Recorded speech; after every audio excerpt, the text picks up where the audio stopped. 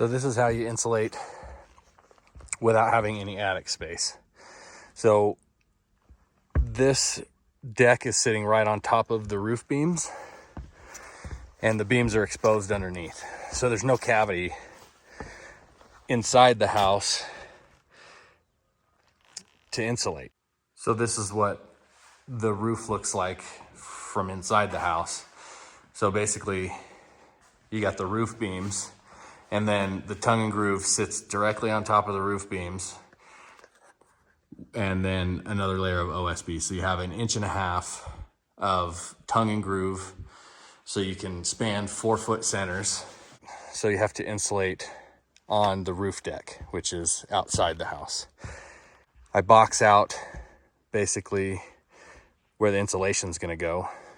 So the eaves don't require insulation, obviously. It doesn't make any sense to insulate the eaves. So you box that out, and then same goes for the top. There's 5-foot eaves off the front. You box that out, and then you insulate in here 7 inches, which is what those boards are. So they'll sit flush with the board. The insulation will sit flush with the boards. That gives you a R40 if you're using polyiso insulation. R49 is required up here, but if you're doing a continuous insulation where there's no break in insulation with roof joists, which is the case in here, then you can get away with an R40. And on top of the insulation, you get furring strips that run at a skew. That'll be in a future video. And then the tin goes on top of that.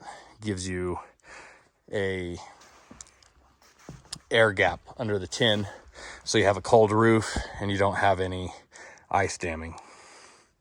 So it's a great aesthetic design underneath, because you get to see the roof beams and the tongue and groove and all that.